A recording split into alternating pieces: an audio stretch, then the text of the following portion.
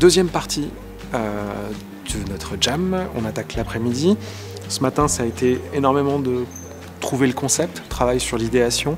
On a des post-it derrière, beaucoup de post-it qui ont été utilisés pour identifier le bon parcours utilisateur. Et là, c'est reprise tout doucement, mais avec grande concentration sur, faut commencer à designer, prototyper. La pression va monter tout doucement, on va augmenter le timer jusqu'à l'heure fatidique.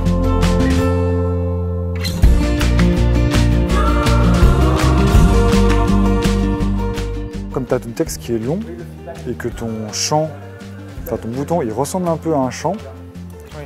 Ça fait pas bouton, tu vois ce que je veux dire? Ça fait pas l'aspect d'un truc simple.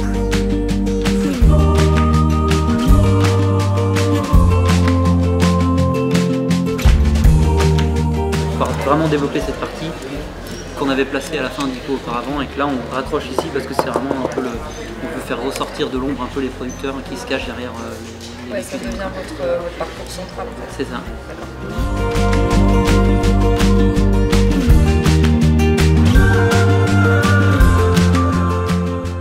Moi je suis hyper confiant et rassuré par ce que vous produisez en termes d'UI. Essayez de bien nous faire nous raconter une histoire qui va être jalonnée par votre interface avec laquelle il va y avoir des interactions qui vont se passer entre votre persona et le service.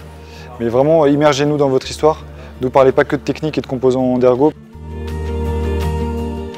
À ce stade-là, les difficultés qu'ils ont rencontrées, c'est d'arriver à borner le périmètre du prototype.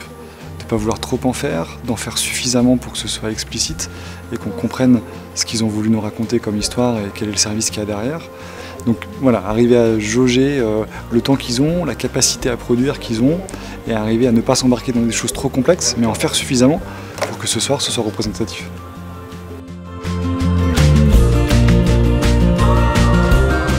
Là, sur un prototype, tu te poses des questions qui sont plutôt de l'ordre du projet. Oui. Tu te poses des questions de il faut que je structure l'organisation pour que en fait, ça passe, etc. Là, tu as un problème très simple de design d'interaction à résoudre. Donc, il nous reste 2 heures de travail avant de lâcher les stylos. 2 heures.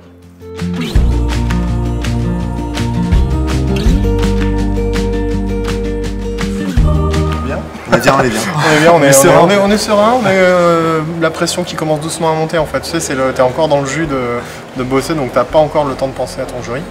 Donc t'es bien. Et puis dès que t'as fini, que tu te dis bon maintenant faut qu'on commence à pitcher, en général, c'est là que ça monte. Côté création, Kevin et Adrien partent sur des couleurs vives en vert et aussi du gris. Et côté typographique, ils partent sur Museo 100.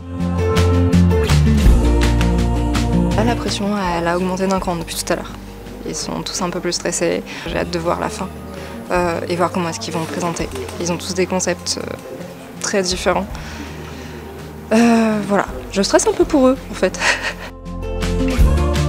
C'est du beau boulot ce que vous faites, hein. Vraiment. Hein. Ouais, super. Hein. Vous mettez des beaux visuels. Il y a un vrai travail de recherche sur les visuels. Nous, c'est un peu aussi le concept, notre topo, c'est que en fait, la sélection de ces producteurs, elle se fait avant tout par l'essence. 5, 4, 3, 2, 1, et il vous reste 1 heure.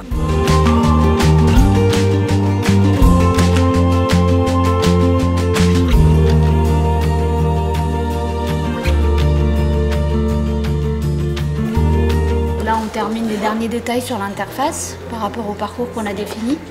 Et on a également établi le pitch. On est bien. On est content de ce qu'on a fait par rapport justement à l'incertitude du départ. On a pris une direction et puis on l'a suivi jusqu'au bout. Ouais, et puis envie de voir les autres aussi, de voir aussi, ce qu'ils ont fait. Ouais. Curieux. Partager un peu tout ça. Côté création, Annen et Olivier partent sur des illustrations en vert et en gris, et sur la typographie OpenSAN Bold et OpenSAN Regular.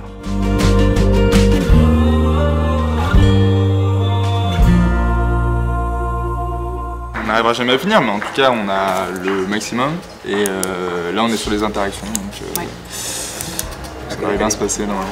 Elle va toujours un peu tendu, tendu, un peu l'adrénaline quoi, mais bon je trouve qu'on a fait un truc cool, puis surtout on s'est amusé, donc c'est le principal. Côté création, Ashley et Léo partent sur des illustrations sur fond rose, Et sur la partie typographie, ils optent pour Morion Régular. Là, il y a le cerveau qui bout, là, on est dans les dernières minutes. Ça va, mais ouais, on galère un peu sur le prototype.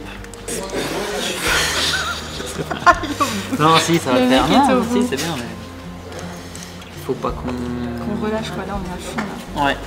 Faut vraiment qu'on ficelle. Enfin, là, je pense qu'on n'est pas loin d'avoir au moins tout le parcours. C'est peut-être pas très jojo, mais au moins on arrivera au bout, quoi. Côté création, Marie et Jérôme optent pour des couleurs plutôt vives avec du orange et du vert. Et côté typographie, ITC Avant-Garde Gothique et SF Pro Display. On vient de dépasser les 15 minutes, donc il reste 14 minutes 30. Les difficultés que les équipes ont eues plutôt pendant l'après-midi, c'était vraiment se concentrer sur les interfaces qu'ils vont utiliser pour raconter l'histoire, pour choisir. Il faut aller droit au but. Donc la difficulté, c'était vraiment là, bien se focaliser, bien cibler c'est ce qu'on veut raconter, l'histoire qu'il y a derrière, le storytelling, et le comment le faire.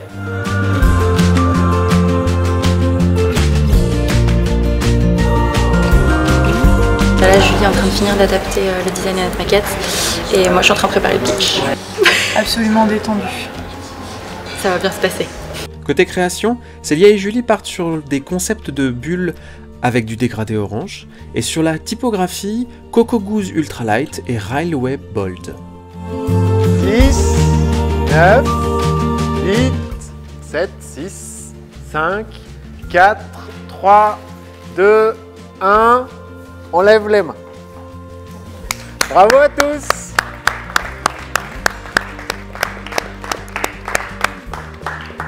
Alors, bravo à tous déjà, et merci pour votre bonne humeur. Bravo, c'est terminé, et maintenant c'est présentation en 10 minutes, questions incluses.